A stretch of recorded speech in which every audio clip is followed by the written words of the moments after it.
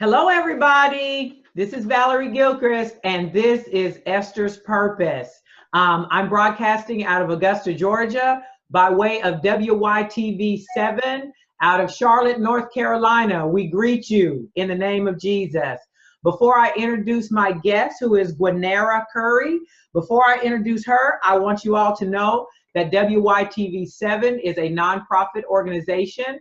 So therefore, we do take donations. You would be surprised how much $5 will do. WYTV7 broadcasts around the globe. So we broadcast nationally and internationally. So just know that your financial support continues to keep that going.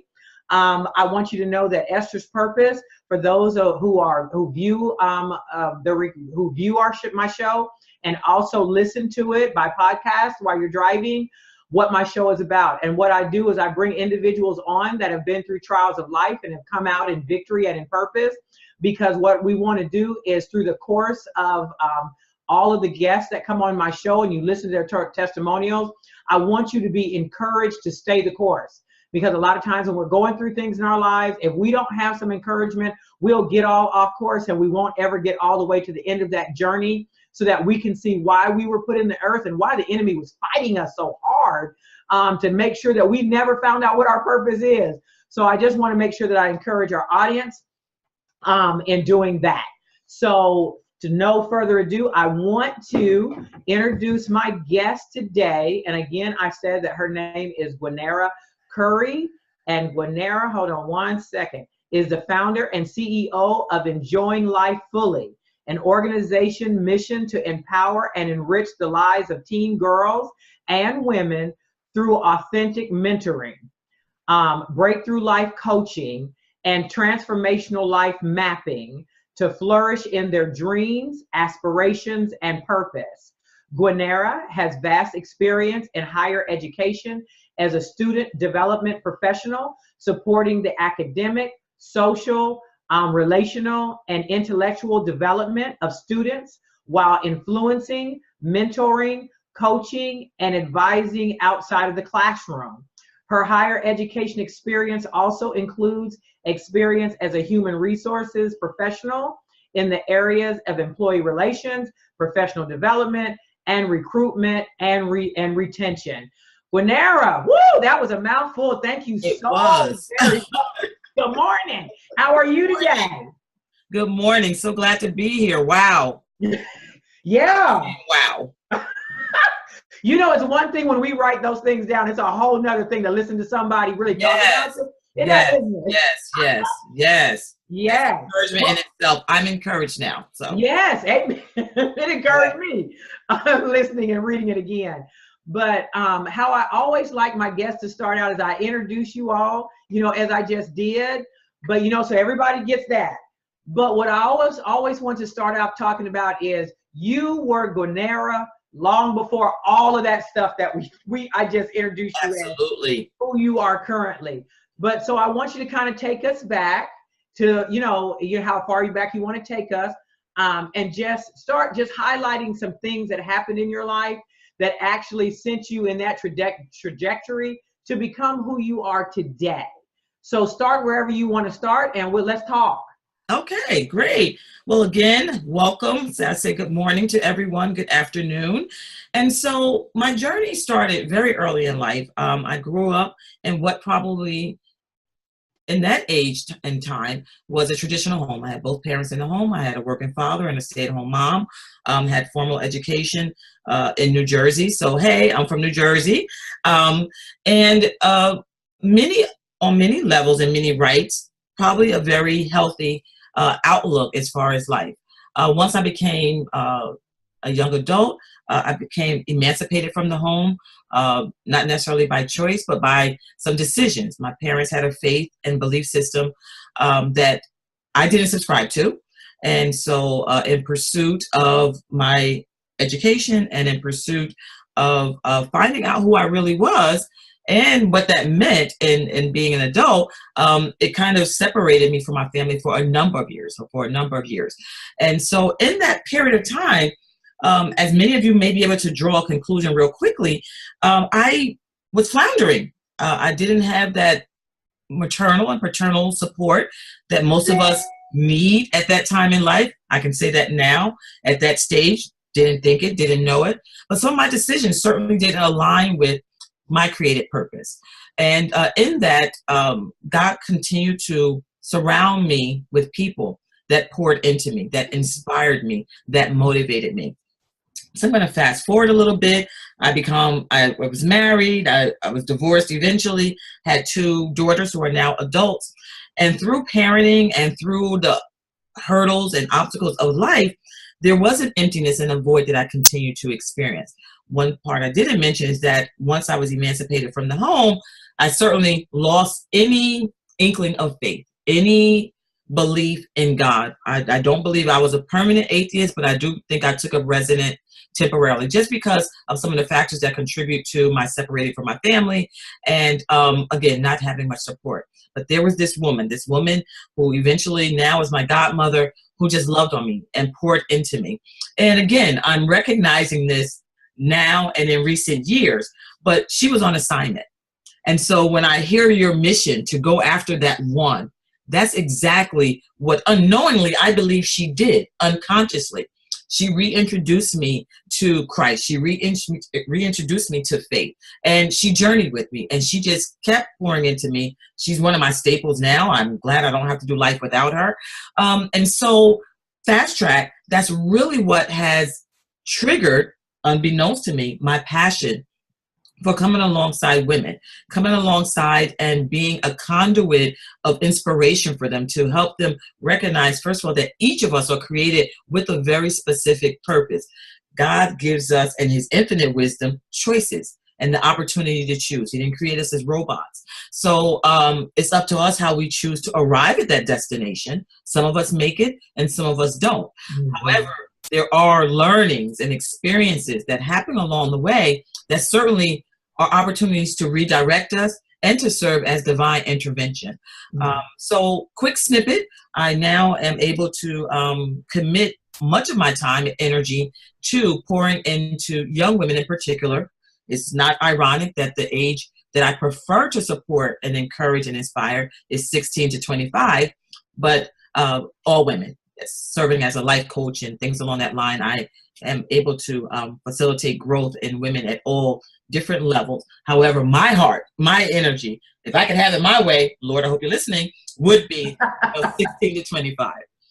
And that's good, but I want to back you back up a little bit. So, you gave us a good synopsis, but I want to trigger in on something that you said. So what made you, before you had the turn in your faith, what happened? What view did you have of God? And then that was planted. And then what made you turn away from him from what was planted? If you understand my question. Yes, absolutely. Absolutely. So again, reverting back to the faith that my parents subscribed to, or the belief system, we want to be cautious with those words. I always had questions. I am a visionary. I'm inquisitive. I still question today. God understands me. He knows he created me this way. So I am very, I don't accept the status quo. I need to understand the intricacies and things. And so what they subscribed to at that time didn't leave room for that. Mm-hmm. You are problematic. You are kind of shunned, if you will, if you have too many questions that are unanswered or if things just don't match or mix. And so in my teen years in particular, things just didn't match to me, just didn't equate.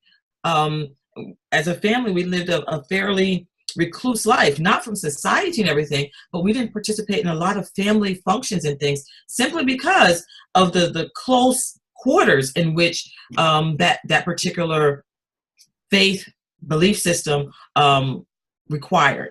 And so when I became a young adult and was emancipated and separated, probably is a more appropriate word, I couldn't believe that a God that they called themselves serving believed that someone, simply because they didn't choose that faith or may have had some errors in judgment, or as a young person make some decisions and suffer some consequences, that the love shuts. It ends. And when I say love, I mean the tangible, everyday type of love.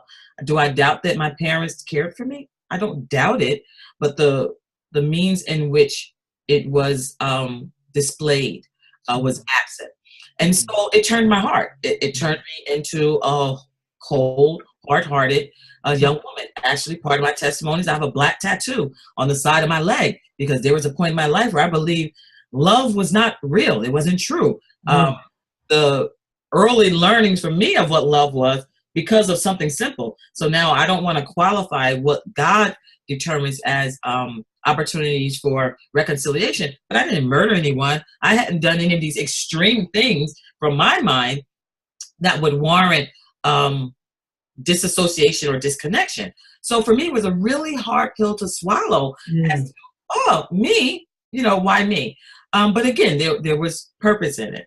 And I've gotten back to that place, not without a lot of hiccups, not without a lot of women and women of leadership, women of quality, women of valor that really poured into me, loved me, and continue to help shape and influence how I see not just God, but how I even see myself as a woman and as a mother. I'm a mother now. So how was that, experience transferable? And now as I'm called to serve other women.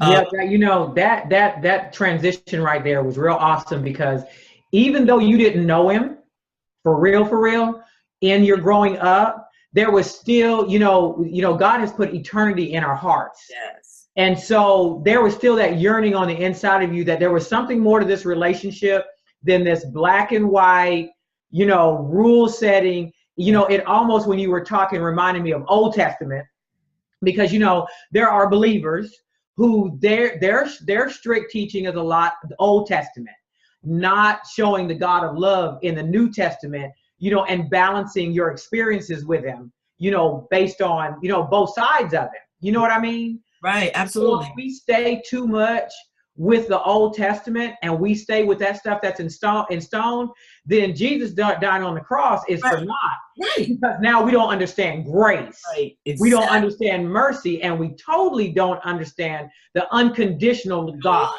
Yes. Who he is.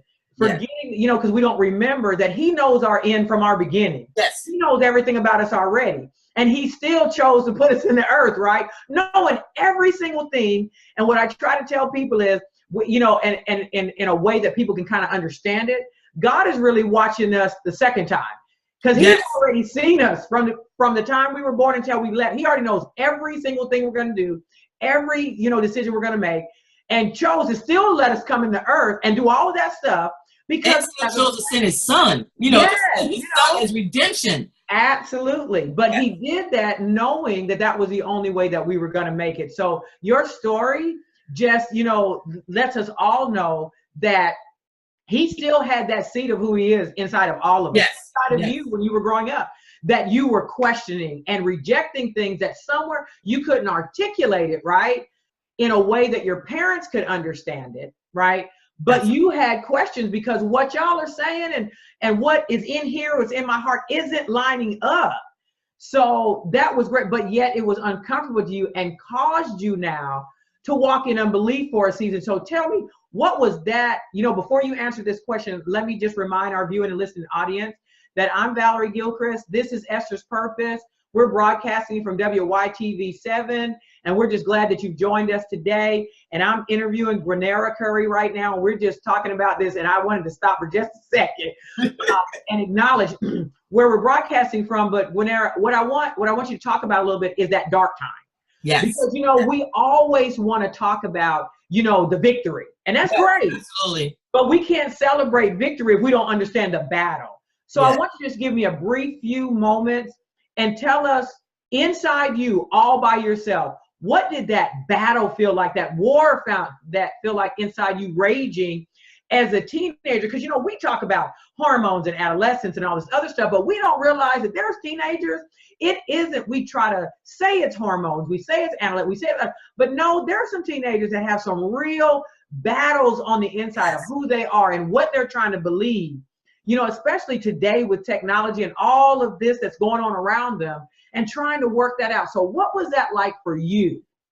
So what it was like for me is, I'm going to say, is very real to where I focus most of my energy now. My identity was shaken. It was broken. Who am I? Why am I here? You know, all of these questions plagued me in a way that caused me to make decisions. Dark time doesn't even cover it. I mean, it's just decisions that were made, relationships that were pursued, opportunities missed, were all attributable to my not valuing myself, not recognizing the importance of my identity, and picking myself back up, that there was opportunity for that. But again, for me, all that I knew to be was just eradicated from my life. It no longer existed. And, you know, it wasn't like I moved somewhere. It wasn't like it was a new season that I embraced and I prepared for. It felt consequential. Like there was, you know, elements that I couldn't control and were not of my own accord. However, it was, you know, something I had to live out. And so I was ill-equipped. The resources, both from a tangible perspective and from a family and relationship perspective, didn't exist. Financially, I eventually did get a job and landed there. But again, more of the soul wounds that developed during that season, from decision making, from relationships, from even breaches of what I know to be God's heart. You know, it was just plagued. It was dark. Again, doesn't really offer a good correlation for me. I feel like I was stifled. The potential, even though I sit before you in what I am now, I do believe God had greater plans. Oh, yes. Because had I walked in a different way, had I connected with him earlier in life, if I had certainly sought his redemption and his love for me was very hard. I had relationships that probably could have endured and could be in them now. But at points, I didn't believe that I qualified for that type of love, or that I could accept that type of commitment. I was the no commitment gal. Past relationships, people would get on the line, please don't, I'm glad we don't have a call in. Yes, I was very non-committal. I was a mover and a shaker. And not because I believe that's what I was called to be, but it was because that's where I found comfort. Okay, this is good. I see signs of that. Okay, I can put them in a box. Compartmentalized a little too well as a woman, and separated a lot of what could be part of my life now. No regrets, because I do believe that God certainly can make provision in all areas, but certainly a lot of learnings and opportunity to minister and to speak into other people's lives. God has made me relevant. That's the way I see it. He made me very relevant. I like that ending right there, because I think he makes all of us relevant, you know, if we stay the course. Yes. If we work through the process, because sometimes it's really difficult for us to see God from the perspective of God is love, and then all this drama going on in our life. Yes. And then it throws up a question, and then Satan, you know, he really gets busy with that. Oh, well, if he loves you, woo, you know, why he let all this stuff happen, right? Right. And it takes going through the course, staying that course and getting to the end of that, so that you can see that that was really the equipping process. Yes. Because it's really hard for us to be compassionate to someone else's journey and be able to walk with them through their healing process if we've never had to have somebody tolerate us, love on us, and stay with us through our process. Because, you know, a lot of people in our lives jump off the train. Yes, they do. And not just, you know, friends, I mean, family members. Yep. You know, people that you thought that would be with you forever because of genetics, and they couldn't even stay the course, right?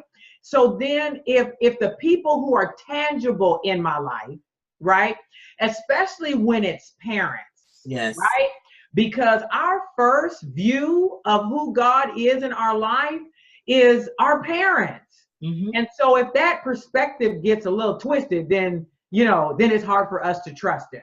So thank you for sharing that. I want to again remind our audience that I'm Valerie Gilchrist. This is Esther's Purpose. We're broadcasting from WYTV7, and we've just really been enjoying listening to Guinera tell us about her journey.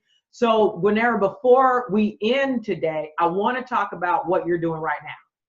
How did, give me a couple of minutes on how you transitioned from all of that you just talked about. And you talked about the lady who, came in and did that. But where did the vision for what you're doing now, enjoying life fully, come from? When did that drop in your spirit? Okay, so that's a quick snippet. My eldest daughter was about 15 years old, and Sweet 16 is a big thing. Up here in Northern New Jersey, I mean, is the precursor to the wedding.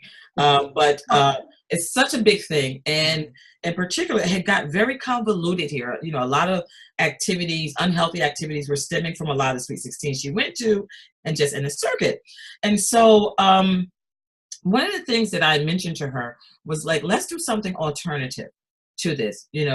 I tried to proposition, we'll get your car. Like, we'll get your car, we'll have something for you, but we're not doing all that. We're not doing a DJ, we're not doing this late night, we're not doing that, you're 16. And at that point, we had a firm foundation in our walk with Christ. So it was kind of complementing what really was the raising and what we were instilling in her. And I said to her, why don't we just do a party at the house? You can have a number of friends over, and we're going to make it really celebratory. We're really going to go back to some real good, clean fun. We're going to do Who Knows You and some games and some activities, have a couple of chaperones, but we'll make it fun. So she, of course, being a teenager, she didn't embrace it fully, but along the way it came along.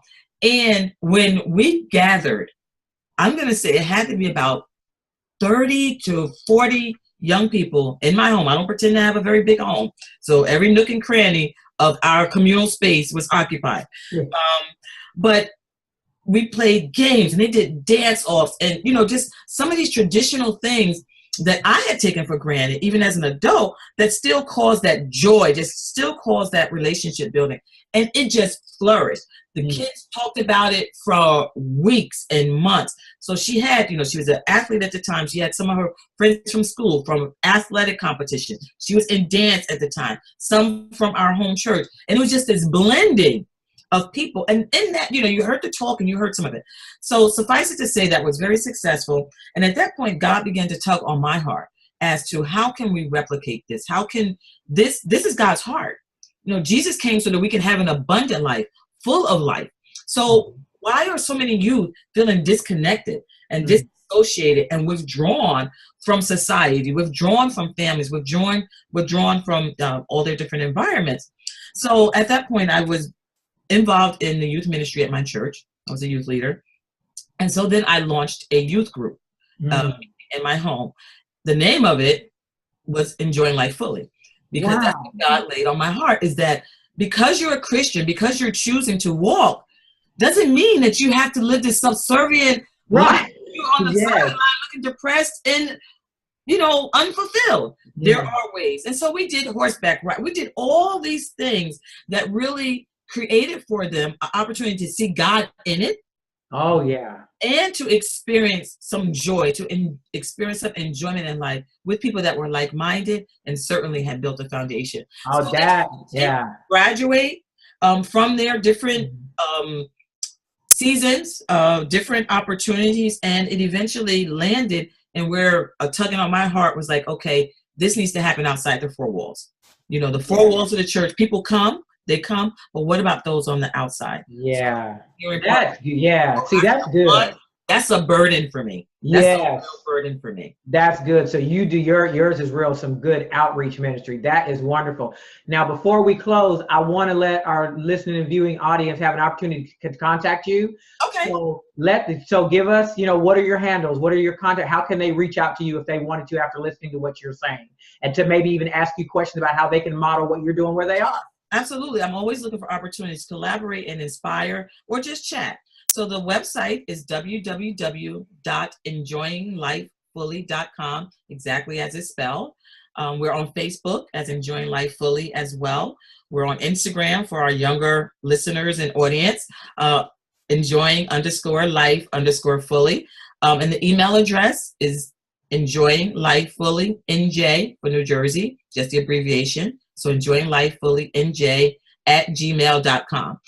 Google us. I think you can find us fairly quickly and easily. And I welcome the opportunity to connect with anyone. All right. Well, thank you so very much, Guinera. I have really enjoyed our conversation. Again, to our audience, I'm Valerie Gilchrist. This is Esther's Purpose. You can go on Facebook and find us under Esther's Purpose. Please go on our page, like us, follow us. You can contact me through there. You can also go to WYTV7.org. WYTV7 is also on Facebook. Go on there. Follow WYTV7. There are other broadcasters, other shows that are on there that can enrich your life and encourage you with whatever you need. And again, I just want to petition you all to please sow a seed into WYTV7. Great organization. You want to keep these broadcasters out there broadcasting around the world. Never know whose life could be impacted by what they hear. So again, Guinera, we thank you so very much for your sacrifice and being with us today. Thank you so much for sharing. This was awesome. I really appreciate your time. And to our audience, thank you so very much. See y'all again soon. Thank you. Bye-bye. All right, be well. God bless.